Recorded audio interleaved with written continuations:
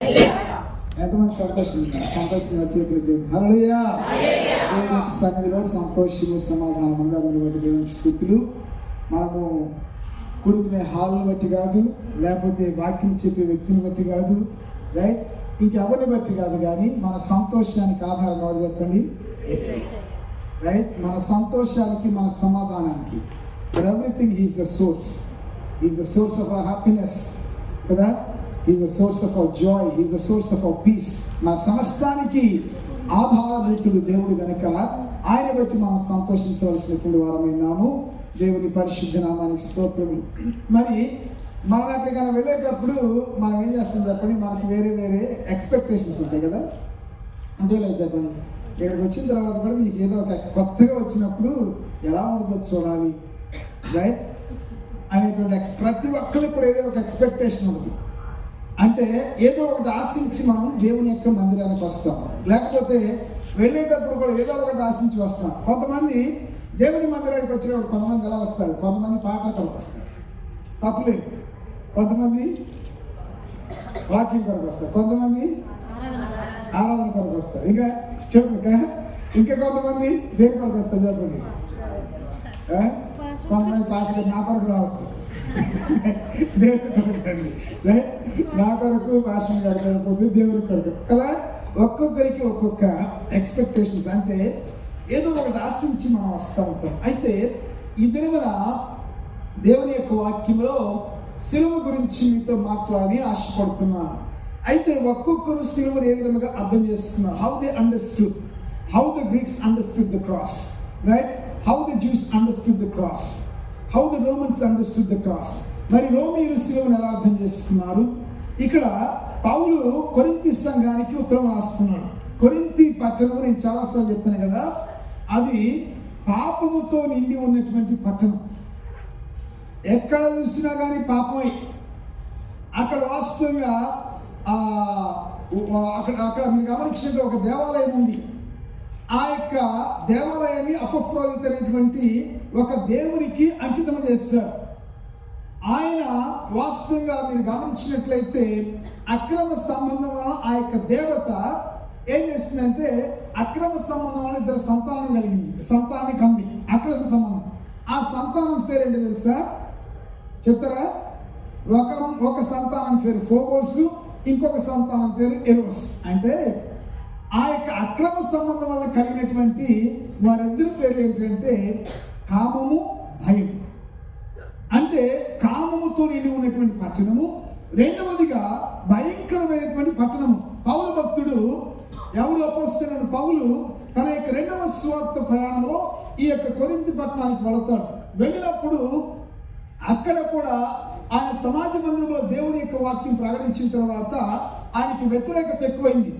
చూడండి, పౌలుకి ఎక్కడికి వెళ్ళినా కానీ వ్యతిరేకత ఎవరి నుంచి వస్తుందంటే తన సొంత వారి నుంచి వస్తుంది, యూదుల నుంచి వస్తుంది. మనం చాలాసార్లు ఈ యొక్క వ్యతిరేకత బయట నుండి వస్తుంది, కష్టాలు బయట నుండి వస్తాయి అనుకున్నాం. కొన్నిసార్లు సొంత వారే మనం కష్టపడుతూ ఉంటారు, రైట్? మన వారు అనుకున్న వాళ్ళే మనం కష్టపడుతూ ఉంటారు. అది మనం కొన్నిసార్లు తట్టుకోగలమా చెప్పండి? ఎవరు కష్టపెట్టారు చెప్పండి? మీరు అందరూ మాట్లాడండి. ఈ సమయం నేను యథార్థంగా చెప్పాలంటే నాకు కూడా మంచిగా నిద్రపోయిపోయింది. 1:30కి భోజనం చేస్తాను కరెక్ట్గా. ఇక పాస్టర్ గారు మిగతా వాళ్ళు కానుక లేక పెట్టడం, వాళ్ళు ఏదో విధంగా ఉంటారు, నేను మాత్రం చక్కగా పడుకుంటా. కానీ మిమ్మల్ని అందరిని అభినందిస్తున్నాను, రైట్? మీరు అందరూ వచ్చారు, మనందరం వచ్చింది దేవుని కొరకు. మరి వాక్యం ఏమని సెలవు తెలుసా? ప్రభువు నందు మీ ప్రయాస చెప్పండి వ్యర్థము. ఎవరు సొంత వారి నుంచే వ్యతిరేకత ఎదుర్కొనేటువంటి వారు ఎవరు చెప్పండి? ఇంకా చెప్పాలి. మధ్యలో ఒక ఆయన మర్చిపోయారు కదా, ఎవరు? మోషే కదా. మోషే యోసేపు ఎదుర్కొన్నాడు. యోసేపు ఏం చేస్తారు? అన్నదమ్ములు గుంటలో పడేస్తారు కదా. తర్వాత అహరోను, మిర్యాములు మోషే ఏం చేస్తారు? మోషేకి వ్యతిరేకంగా తిరుగుబాటు చేస్తారు. ఇక దావీదు తన సొంత కుమారుడైనటువంటి అబ్షలోమే తన యొక్క నాన్నని ఇబ్బంది పెట్టారు. కొన్నిసార్లు ఇవన్నీ కూడా మనం ఎక్స్పెక్ట్ చేయం. అయితే జాగ్రత్తగా గమనించండి. మనం వస్తున్నప్పుడు ఒక చక్కటి ఇది నేను చదివాను. ఒక చక్కటి మాట. ఆయన ఎవరంటే మీలో కొంతమంది తెలుసు, క్రికెట్ ఫాలో అయ్యే వాళ్ళకి నవజోత్ సింగ్ సిద్ధు అని అన్నాడు. చాలా ఆయన అద్భుతంగా మాట్లాడతాడు. హిందీ కానీ ఇంగ్లీష్ కానీ చాలా అద్భుతంగా మాట్లాడతాడు. ఆయన ఒక మాట అడేవాడు తెలుసా, experience is learned in the school of adversity. Experience is learned in the school of adversity, not in prosperity. అంటే మన అనుభవాలు అనేవి ఎక్కడి నుంచి వస్తాయి తెలుసు? మనకి అనుభవాలు అనేది మనం ఎక్కడ నేర్చుకుంటామంటే వ్యతిరేకత అనేటువంటి పాఠశాలలో మనం నేర్చుకుంటాం. చూడండి, అనుభవం అనేది మనకి ఎక్కడి నుంచి వస్తుంది తెలుసా? అనుభవం అనేది మనం ఎక్కడి నుంచి నేర్చుకుంటామంటే వ్యతిరేకత, అనుకూలత అనేటువంటి పాఠశాలలో మనకి ఏమి అనుభవాలు రావు. అన్నీ మనకు అనుకూలంగా ఉన్నాయి అనుకోండి, ఇప్పుడు మనకు వ్యతిరేకత అంటే మనం పడుకునే టైం, మనం హాయిగా తిని రెస్ట్ తీసుకునేటువంటి టైం, ఒక విధంగా వ్యతిరేకతే. కానీ మనం అనుభవం అనేది ఎక్కడ నేర్చుకున్నాం తెలుసా?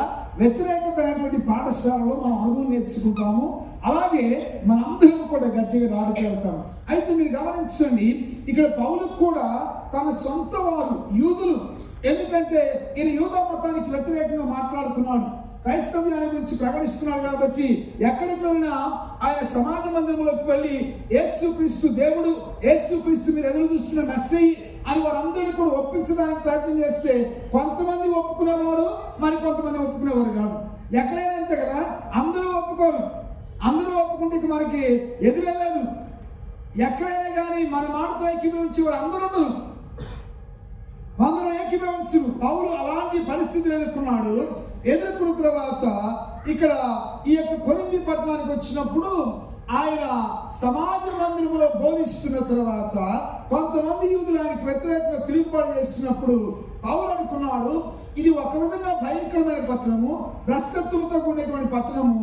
మరి ఈ పట్టణంలో ఇక నాకు ఏమీ దొరకదు, నేను వాక్యం చెప్పినా కానీ ఎవరు రక్షింపబడరు, నేను వెళ్ళిపోదాము అని అనుకున్నటువంటి సమయంలో దేవుడు రాత్రి పౌలుతో మాట్లాడాడు. జాగ్రత్తగా గమనించండి ప్రియమైన, మన యొక్క జీవితంలో వ్యతిరేకత, ప్రతికూలత వచ్చినప్పుడు మనం దేవుడి నుంచి కానీ ఆ యొక్క పని నుంచి కానీ మనం పారిపోతే మనకి మిగిలేది ఏమీ ఉండదు, మనకి మిగిలేది శూన్యమే. నువ్వేమి కూడా సాధించలేవు. కానీ నీవు ఆ వ్యతిరేకతలో, ఆ ప్రతికూలతలో దేవుని ఆశ్రయించి దేవుని కొరకు నిలబడ్డామనుకోండి, వారందరూ కూడా యోసేపు, మీరు గమనించండి, యోసేపు పారిపోవాలి అన్నదమ్ముల నుంచి. కానీ యోసేపు ఏం చేస్తాడంటే అన్నదమ్ములు ఏం చేసినా కానీ తన యొక్క జీవితము, తన యొక్క చేతులు, తన యొక్క భవిష్యత్తు అంతా కూడా దేవుని యొక్క చేతులు ఉందని నమ్మి తను దేవునికి అప్పగించుకున్నాడు. కాబట్టి ఏమని తెలుసా, ఏ యొక్క యోసేపుని అన్నదమ్ములు ద్వేషించారు, అదే యోసేపు ఏం చేశాడు చెప్పండి? ఏం చేశాడు? వీళ్ళందరినీ పోషించాడు. హల్లెలూయా. మరి యోసేపు అనేలాగా నేను ఇప్పటివరకు తప్పు చేశాను, మిమ్మల్ని మీకు వ్యతిరేకంగా మాట్లాడాను, నేను మీతో కలుస్తానంటే యోసేపు ఐగుప్తు వెళ్ళేవాడా? ప్రధానమంత్రి అయ్యేవాడా? లేదు. వ్యతిరేకతను దేవుని కొరకు ఎదుర్కొన్నాడు. వ్యతిరేకతలో దేవుని కొరకు మనం నిలబడాలి. నిలబడినప్పుడు దేవుడు నిశ్చయంగా దీవిస్తాడు. పౌలు నిలబడ్డాడు. పౌలు నిలబడిన తర్వాత రాత్రి దేవుడు దర్శించాడు. దేవుడు దర్శించి పౌలుతో అంటాడు, పౌలు బలపరుస్తున్నాడు, పౌలా నీవు భయపడకుము, నీవు మౌనముగా ఉండక మాట్లాడము, నేను నీకు తోడుగా ఉన్నాను, ఈ పట్టణంలో అనేక మంది జనం ఉన్నారని చెప్పినప్పుడు పౌలు అట్టి ధైర్యముతో దేవుని యొక్క దర్శనము, దేవుని యొక్క మాటను పట్టుకొని ధైర్యముగా ముందుకు వెళ్ళాడు. 1.5 సంవత్సరం ఉన్నాడు అక్కడ. వెళ్ళిపోదాం అనుకున్నాడు కానీ 1.5 సంవత్సరం ఉన్నాడు. 1.5 సంవత్సరం ఉన్న తర్వాత ఆ పాపముతో నిండినటువంటి పట్టణంలో ఒక బలమైన సంఘాన్ని కట్టి వారికి మరలా ఉత్తరం రాస్తూ ఎవరు ఏమి కోరుకుంటున్నారు అని దాని గురించి రాస్తున్నారు. చూడండి, ఇక్కడ 22వ అధ్యాయంలో యూదులు సూచక్రియలు అడుగుతున్నారు. తర్వాత ఏంటంటే గ్రీసు దేశస్తులు జ్ఞానం ఎదుగుతున్నారు అని చెప్తూ ఒక్కొక్కటి మనం గమనిస్తాము. గ్రీకులకి ఇప్పుడు సిలువ వాస్తవంగా మా యొక్క దినము మనందరం కూడా మనం కొంతమంది పాటిస్తారు, కొంతమంది పాటించరు కదా. కొంతమంది లెంట పాటిస్తారు, కొంతమంది పాటించరు. ఎవరిష్టం వాళ్ళదే అనుకోండి. అది క్యాథలిక్ వారు ఎవరు పెట్టినా కానీ ఎవరిష్టం వాళ్ళదే. ఓకే, పాటిస్తే పాటించండి, లేకపోతే లేదు. అయితే ఈ యొక్క దినమున మన యొక్క అంశం ఏంటంటే సిలువ. సిలువను గురించి ఒక్కొక్కరు ఏ విధంగా అనుకున్నారు. గ్రీకులు ఏమనుకున్నారు? సిలువను గురించి వెర్రితనం అనుకున్నారు. గ్రీకులు దేనికి ప్రసిద్ధి చెప్పండి? గ్రీకులు దేనికి ప్రసిద్ధి? జ్ఞానం ప్రసిద్ధి. జ్ఞానం అంటే అర్థం ఏంటి సాయి? జ్ఞానం అంటే అర్థం ఏంటి? ఏంటి అర్థం? మరి ప్రార్థన చేస్తారు, ప్రభా నాకు జ్ఞానం కావాలి ప్రభా అని ప్రార్థన చేస్తారు. ఏంటి జ్ఞానం అంటే? జ్ఞానం అంటే లేక తెలివి అంటే అర్థం ఏంటంటే తెలియని వాటిని తెలుసుకోవటం, కొత్త వాటిని తెలుసుకోవటం కదా. ఇంకా జ్ఞానం అంటే అర్థం ఏంటి తెలుసా? విజ్డమ్ అంటే అర్థం ఏంటంటే wisdom is applying knowledge. Wisdom is the right use of knowledge. అంటే జ్ఞానం అంటే అర్థం ఏంటంటే తెలియని వాటిని, కొత్త వాటిని తెలుసుకోవటం అక్కడే కాదు, తెలిసిన వాటిని పాటించటం. తెలుసుకోవటం ఒక చాలా మందికి ఏమన్నా తెలుసా? నాకు బైబిల్ అంతా తెలుసు, నాకు ప్రార్థన చేయటం తెలుసు అని మనం అంటాం. తెలుసుకోవటం కాదు, తెలుసుకున్న దాన్ని పాటించటమే నిజమైన జ్ఞానం. మరి వీరు జ్ఞానవంతులు. ఏమనుకుంటున్నారు? సిలువ ఏంటి వీళ్ళకి ఎలా కనపడుతుంది తెలుసా? గ్రీకులు వీళ్ళు జ్ఞానవంతులు కాబట్టి ఏమన్నారు? సిలువ వీరికి వెర్రితనంగా కనపడుతుంది. అందుకనే 25వ వచనంలో పౌలు ఏమంటాడు చూడండి, దేవుని వెర్రితనము మనుష్య జ్ఞానము కంటే జ్ఞానము కలది. దేవునికి వెర్రితనం ఉందా? చెప్పండి. దేవునికి వెర్రితనం అంటే మనం కూడా వేరే ఉంటాం, అలాగే చెప్పండి. మరి ఎందుకు పౌలు దేవుని వెర్రితనం అంటున్నాడు? చెప్పండి. దేవుని వెర్రితనం అని పౌలు ఏమనుకున్నాడు? ఎందుకన్నా తెలుసా? ఈ గ్రీకులు ఏమనుకున్నారు తెలుసా? జ్ఞానం గల వాళ్ళు అనుకున్నారు, యేసయ్య సిలువలో వచ్చి మరణించి ఈయనేం సాధించబోతున్నాడు, ఈయనేం చేయబోతున్నాడు? సిలువలో మరణించేది ఎవరు? నేరగాడు. సిలువలో మరణించేది నరహంతకులు. సిలువలో మరణించేవారు దేశద్రోహులు. మరి ఈయన సిలువలో మరణించి ఈయన ఏమి చేయాలనుకుంటున్నాడు? ఇక్కడ చూడండి, పౌలు మాట్లాడుతూ ఏమని తెలుసా? దేవుని వెర్రితనం అంటే గ్రీకులకి సిలువ వెర్రితనంగా ఉంది. ఏమని చెప్తున్నాడు?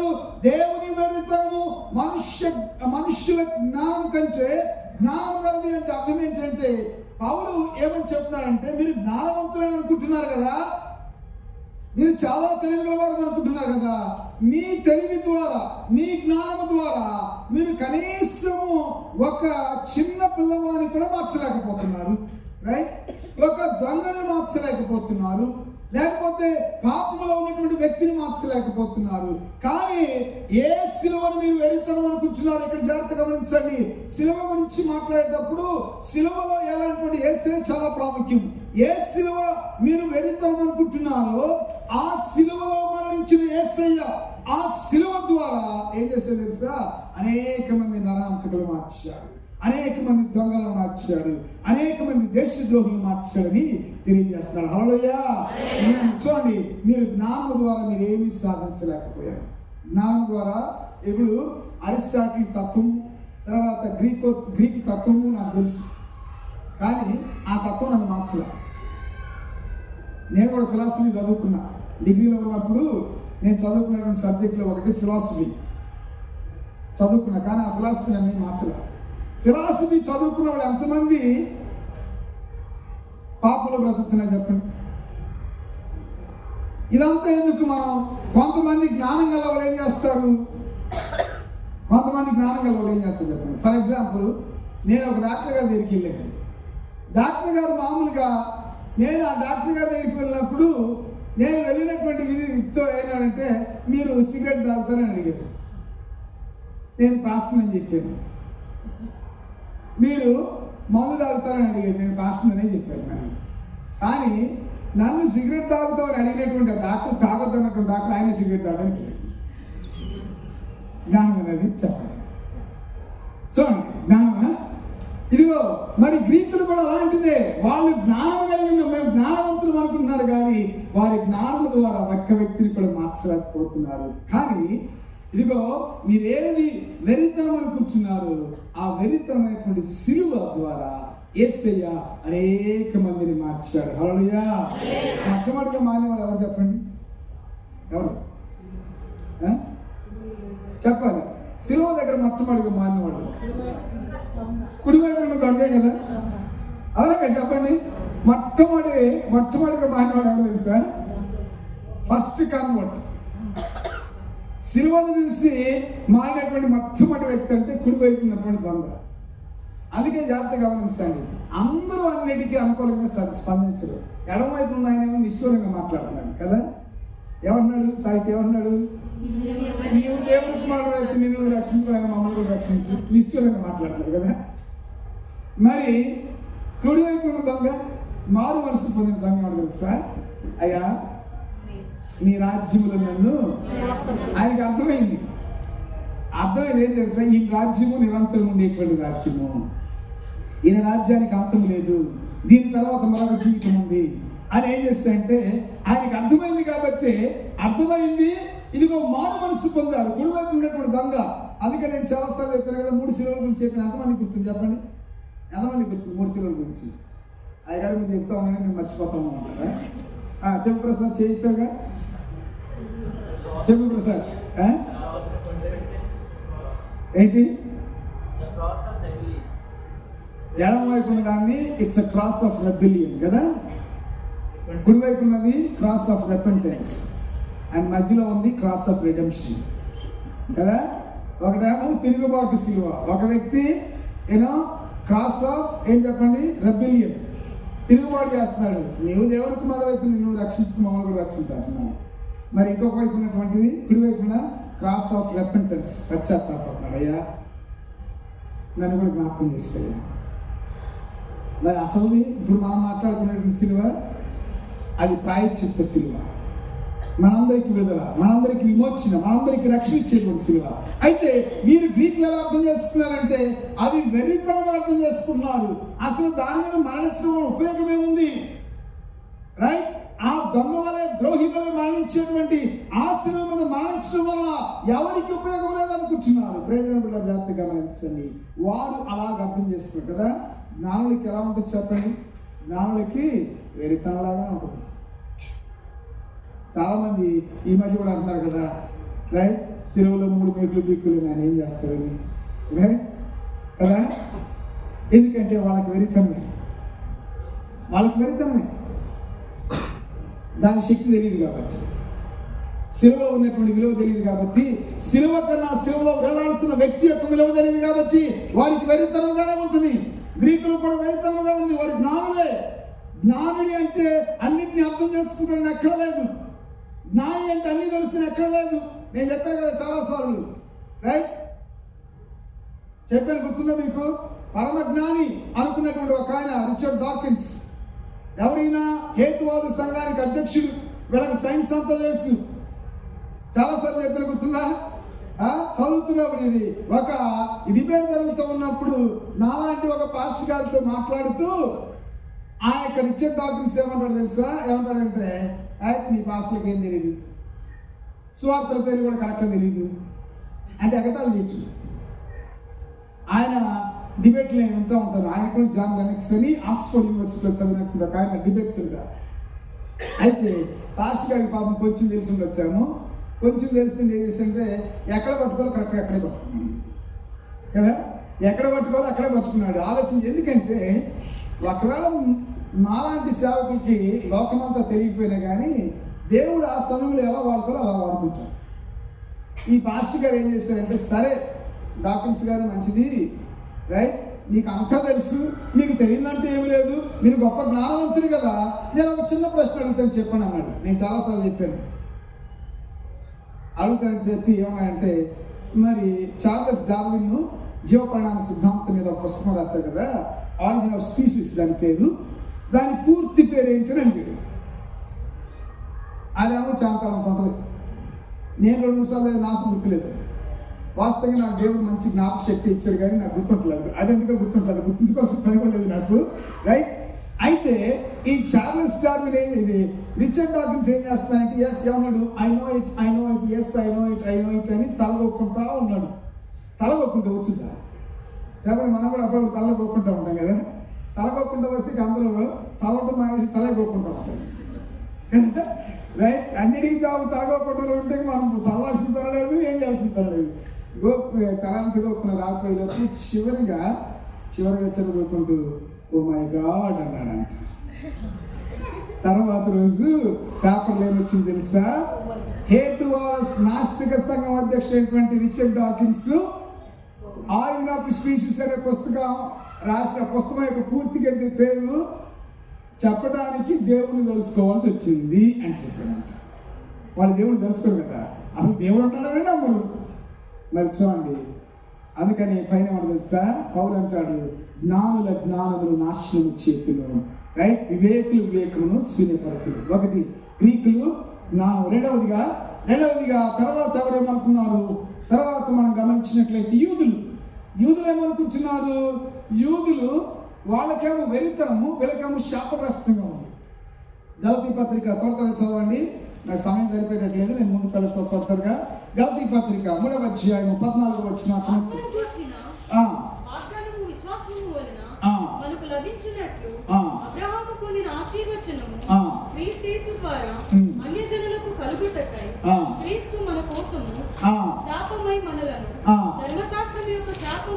క్రీస్తు మన కొరకు శాపమై ధర్మశాస్త్రముడైన శాపం నుండి విమోచించిన పాత నిబంధనలో యెహోషువ పుస్తకంలోకి మీరు వెళితే ఏమనుంది, మ్రాను మీద వేలాడిన వాడు శాపగ్రస్తుడు కదా.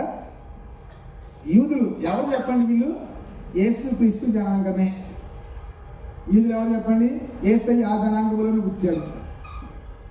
వీళ్ళు యేసయ్యని ఎలా అర్థం చేసుకున్నారు తెలుసా, యేసయ్య యొక్క శిలువను ఎలా అర్థం చేసుకున్నారు, యేసయ్యని మెస్సయ్యగా అంగీకరించేదానికి బదులు అంగీకరించలేదు చాలా మంది. రాత్రి నేను మరి అక్కడ ప్రసాద వాళ్ళ ఇంట్లో వాక్యం చెప్పాను, ద్రైదానికి అంగీకరించారు కదా. ఎవరు వాళ్ళు, సుమయోను అన్న రైట్. మరి ఇక్కడ చూడండి, యూదులందరూ ఏమనుకున్నారు తెలుసా, శిలువలో వేలాడటం అనేది శాపగ్రస్తము, శక్తితమైనటువంటి వాడు, అది నిజంగా శాపము. ఏదన్నా తప్పు చేసి ఒకవేళ కొన్నిసార్లు మనం ఏమనుకోండి చెప్పండి, దరిద్రంలో ఉన్నాడు అనుకోండి, జీవితాంతం దరిద్రంగా బ్రతుకుతున్నాడు అనుకోండి, రోగంతో బ్రతుకుతున్నాడు అనుకోండి, లేకపోతే ఏమీ లేకుండా బ్రతుకుతున్నప్పుడు మనం అనుకుంటా తెలుసా, వీడి శాపగ్రస్తుడు, వీడికి ఆశీర్వాదం లేదు. మరి యూదులు ఏమనుకున్నా తెలుసా, సిలువలో వేలాడుతున్నటువంటి వారి కొరకు వచ్చి, వారికి మెస్సయ్యగా వచ్చి, వారిని ఆత్మీయ బంధకాల నుంచి విడిపించడానికి వచ్చినటువంటి ఆ మెస్సయ్య యొక్క సిలువను ఎలా అర్థం చేసుకున్నా తెలుసా, ఇది శాపగ్రస్తమైంది. శాపగ్రస్తమైంది అంటే దాని జోలికి మన మతమా అవునదే. అందుకని యూదులు ఎవరు కూడా వేసే మెస్సయ్య అంగీకరించలా. ఈ శాపగ్రస్తులతో మనకేం పని, సిలువలో మరణించే ఈయనతో మనకేం పని, ఈయన వల్ల మనకేం మేలు జరుగుతుంది అని యేసయ్యని ఆ దినాలలో చాలా మంది అంగీకరించలేదు, కొంతమంది మాత్రమే.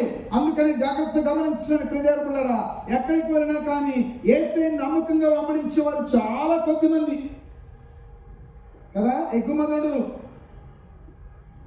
నమ్మకముగా వాక్యానుసారముగా బ్రతికేటువంటి క్రైస్తవులు, సత్యముగా యథార్థవంతముగా జీవించేటువంటి క్రైస్తవులు చాలా కొద్ది మంది ఉంటారు.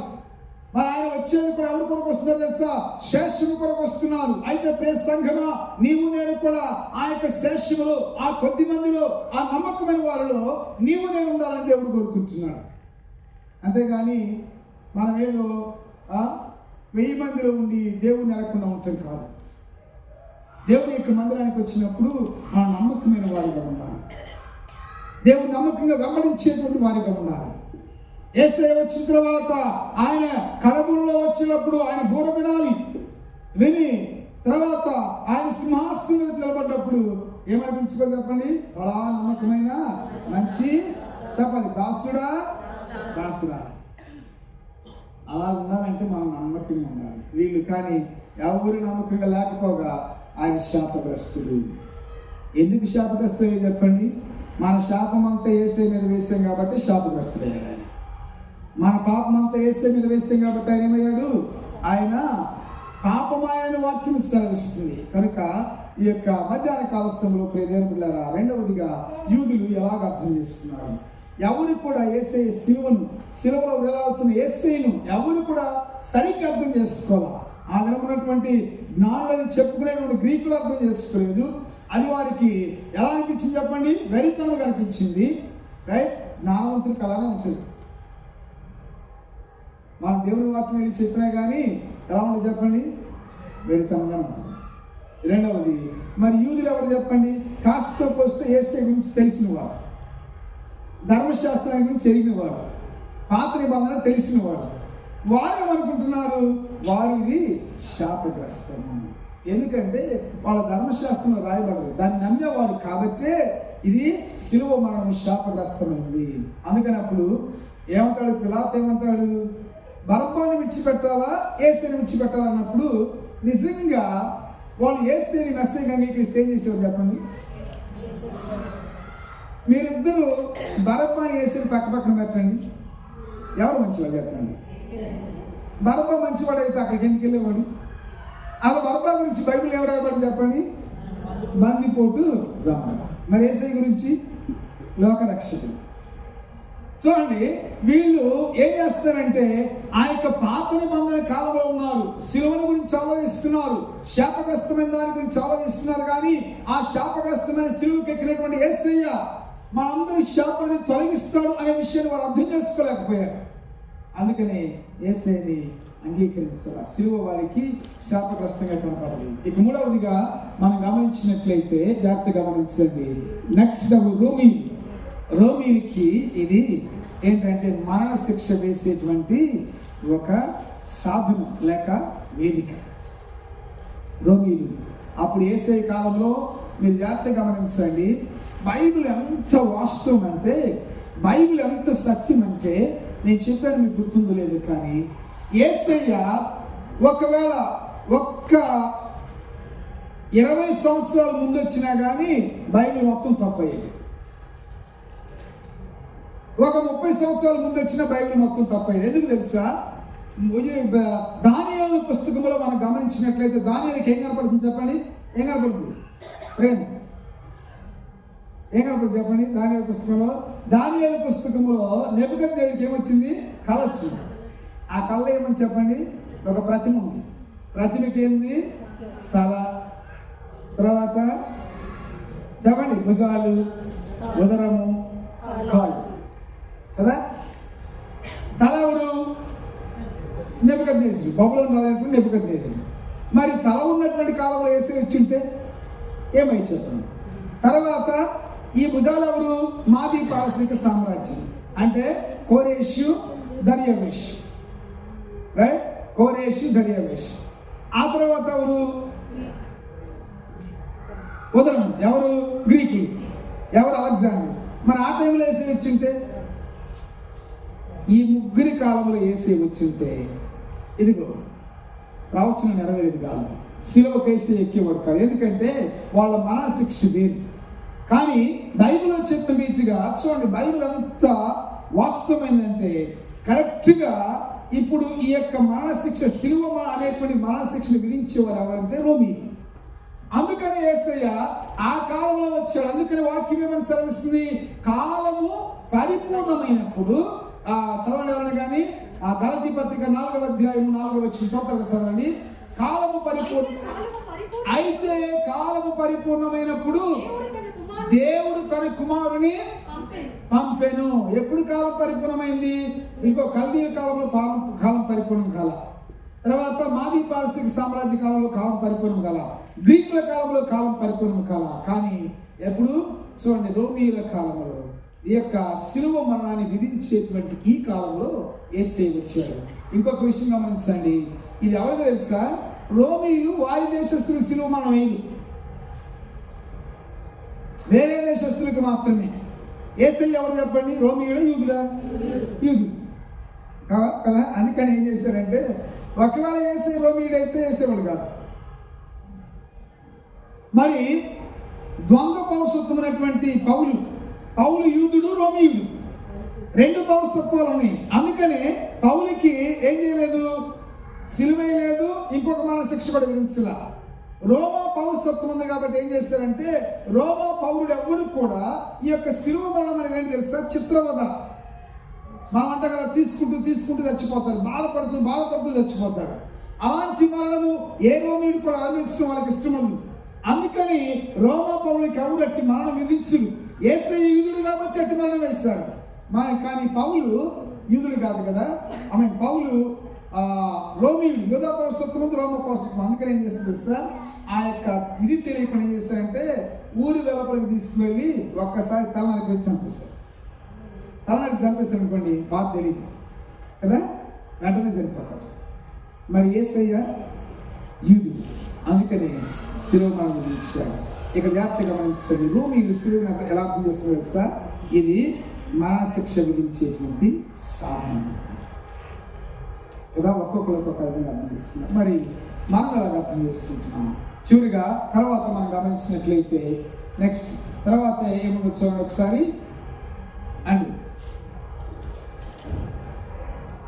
ఆ తర్వాత మనం గమనించినట్లయితే తర్వాత మనం అసలు మనకేంటి? ఇప్పుడు ఒక్కొక్కరు ఒక్కొక్క విధంగా అర్థం చేసుకున్నాడు. నువ్వెలా అర్థం చేసుకున్నావు? మన దగ్గరికి వస్తాం కదా. ఒక్కొక్కరు ఒక్కొక్క విధంగా అర్థం చేసుకుంటున్నాడు. నువ్వెలా అర్థం చేసుకున్నావు? శిలువ ఏమన్నా తెలుసా? పౌలు ఏమంటారు చూడండి, 18వ వచనము, 1వ అధ్యాయం 18వ వచనము. శిలువను గూర్చిన వార్త నశించుచున్న వారికి వెర్రితనము గాని రక్షింపబడుచున్న మనకు దేవుని శక్తి. హల్లెలూయా. అది ఏంటంట? ఎవరెలా అర్థం చేసుకుంటే మనకెందుకు? అయిపోయింది, మంచిదే. నీ అవగాహన కొరకు నేను చెప్పాను. రైట్, గ్రీకులు వెర్రితనం అనుకున్నారు. రైట్, ఇంకేమన్నా యూదులు శాపగ్రస్తం అనుకున్నారు. ఇంకా రోమీయులు మరణశిక్ష. కానీ నీవు నేను ఎలా అర్థం చేసుకుంటున్నాను? అవును, అక్కడే కాదు, కింద కూడా మనకు వచ్చినట్లయితే 24వ వచనం తెలుసా? ఆయన యూదులకు ఆటంకముగాను అన్ని జనులకు వెర్రితనముగా ఉన్నాడు, కానీ యూదులకేమి గ్రీసు దేశస్తులకేమి పిలువబడిన వారికే క్రీస్తు దేవుని శక్తియు దేవుని జ్ఞానమై ఉన్నాడు. హల్లెలూయా. శిలువలో వేలాడినటువంటి యేసయ్య మనకేం తెలుసా? దేవుని శక్తి, దేవుని జ్ఞానం. శిలువ వాస్తవంగా శిలువను గురించి ఎవరికి తెలియదు కదా. తెలుసా? ఎప్పుడు తెలిసింది చెప్పు లోకానికి? మహా తెలిస్తే ఎప్పుడంటే రోమీలకు అందరికీ తెలుసు, కానీ నీకు నాకు ఎలా తెలిసింది? ప్రపంచానికి తెలియటానికి గల కారణం తెలుసా? యేసయ్య ఎక్కాడు కాబట్టి శిలువ గురించి లోకానికి తెలిసింది. యేసయ్య శాపగ్రస్తమైంది ఎక్కిన దాన్ని ఆశీర్వాదకరంగా మార్చగలరు. హల్లెలూయా, హల్లెలూయా. అర్థమవుతుందా? మనం అందరూ చెప్పుకుంటాం కదా, మాట్లాడదాం వస్తుంది త్వరగా. మాట్లాడదాం వచ్చినప్పుడు దేని గురించి మాట్లాడుతుంది చెప్పండి? మరి గాడికి ఎందుకు మీరు వచ్చింది? గాలిని మీరు పట్టించుకుంటారా? రైట్, చూడండి. అసలు ఆ జాగ్రత్త గమనించండి. గొప్పతనం ఏంటంటే యేసయ్య అది శాపగ్రస్తమైంది, తృణీకరించబడింది, దేన్ని ముట్టుకున్నా కానీ దానికి విలువ వచ్చింది. గాడికి ఎవరన్నా ఎప్పుడు ఏమన్నా పరదాలు కానీ ఏ బట్టలు కానీ పరిచినటువంటి సందర్భాలు ఎక్కడైనా చూస్తారు మీరు? ఎందుకు వాడతాం గాడిని? మనం చెప్పండి. ఉతికిన బట్టలు మోయటానికి వాడతాం కదా. ఉతికిన బట్టలు మోయటానికి వాడతారు గాడిని. కానీ మరి యేసయ్య గాడి రకంగా ఏమో తెలుసా? అది చక్కగా మంచి బట్టల మీద నడిచి వెళ్తుంది. ఎందుకంటే గాడిని బట్టి కాదు, గాడి మీద ఉన్న వ్యక్తికి ఉన్నటువంటి విలువ. ఇక్కడ సిలువ లాంటిది అనేది కాదు. ప్రజల సిలువను ఒక్కొక్కరు ఒక్క విధంగా అర్థం చేస్తున్నారు. కానీ సిలువ మోసినటువంటి యేసయ్య ఆ యొక్క సిలువకు విలువ తెచ్చాడు. నీ జీవితంలో, నా జీవితంలో గమనించవలసినటువంటి వాస్తవం ఏంటంటే ప్రజల నీవు ఎలాంటి వాడైనా కానీ అట్టి యేసయ్యను మనం కలిగి ఉన్నప్పుడు మన జీవితానికి విలువ. హల్లెలూయా. చప్పట్లు కొట్టి దేవుని నీ జీవితానికి విలువ, నీ జీవితానికి చూడండి. అది గాలి కావచ్చు, నువ్వు తృణీకరించబడవచ్చు, నీవు ఈ లోకంలో అందరికీ నువ్వు శాపగ్రస్తంగా ఉండవచ్చు. కానీ యేసయ్య ఎప్పుడైతే మనలోకి వస్తాడో మన జీవితానికి విలువ. ఏమన్నా తెలుసా? సిలువను గుర్చిన వార్త నశించుచున్న వారి పనికి వెరితనం, కానీ రక్షింపబడుచున్న మనకేంటంట దేవుని శక్తి. అదే కదా దేవుని యొక్క శక్తి. ప్రజల జాతిగా గమనించండి. దాన్ని మనం ప్రతిరోజు కూడా మనం అనుభవించాలి. మనం ఎప్పుడైతే యేసయ్య పాదాల దగ్గర వస్తే సిలువలో మరణించి ఆయన చనిపోయి తిరిగి వెళ్ళాడు. అయితే ఆ సిలువలో మరణించిన యేసయ్య పాదాల దగ్గరికి ఎప్పుడైతే నువ్వు వస్తావో అనుదినము నువ్వు శక్తిని పొందుకుంటావు, అనుదినము నీ బలాన్ని పొందుకుంటావు. నీ జీవితంలో నువ్వు కొన్నిసార్లు ముందు కదలలేకపోవచ్చు, శ్రమను బట్టి, ఇబ్బందులు బట్టి, ఆర్థిక పరిస్థితులను బట్టి నీ జీవితంలో కదలలేకపోవచ్చు. అయితే ప్రభు యొక్క సిలువలో మరణించిన యేసయ్య పాదాల దగ్గరికి ఎప్పుడైతే వస్తావో ఏమవుతుంది తెలుసా? అప్పుడు నీ జీవితంలో గొప్ప మార్పు కలుగుతుంది, నువ్వు శక్తిని పొందుకుంటావు. కనుక మనందరం కూడా ఎవరు ఏ విధంగా అర్థం చేస్తున్నారు అన్న కాదు, ప్రతిరోజు మనం నేర్చుకోవాల్సింది ఏంటంటే మనకు శక్తి, మనకు బలము, మనకు జ్ఞానము. ఇక్కడ పౌలు ఏమని చెప్తున్నా తెలుసా? ఏమంటున్నాడు? ఆటంకంగా ఉన్నాడు, కానీ మనకేమంటున్నాడు లేదు, 24 వచ్చి మొదలదు. ఆయన యూదులకు ఆటంకముగాను అన్యజనులకు వెరితనముగా ఉన్నాడు కానీ యూదులకేమి గ్రీసు దేశస్తులకేమి పిలువబడిన వారికి ఏమంటే మనం పిలువబడిన వారికి ఆయన ఎలా ఉన్నాడంట, క్రీస్తు దేవుని శక్తియు దేవుని జ్ఞానమై ఉన్నాడు. హల్లెలూయా. దేవుని యేసయ్య శిలువ యొద్దకు వచ్చినప్పుడు నీకు దేవుని శక్తి వస్తుంది. శిలువ యొద్దకు వచ్చినప్పుడు దేవుని యొక్క జ్ఞానం వస్తుంది. ఇంకోటి ఏం చేస్తా, అన్నిటికన్నా ముఖ్యంగా నీకు విమోచన దొరుకుతుంది, నీకు విడుదల దొరుకుతుంది. ప్రియదేవులారా, అందుకని మనం ఎప్పుడు కూడా ప్రభు యొక్క శిలువ యొద్దకు రావాలి. ఒకసారి మన తల ఉంచి మనందరం కూడా ప్రార్థన చేసుకున్నాం. ప్రియదేవులారా, ఎవరు ఎలా అర్థం చేసుకున్నారండి, నేను జస్ట్ మీ అవగాహన కొరకు నేను చెప్పాను. అందరూ తలలు వంచండి, మోకరించగలిగిన వారు మోకరించి శిలువ చెంతకు రండి.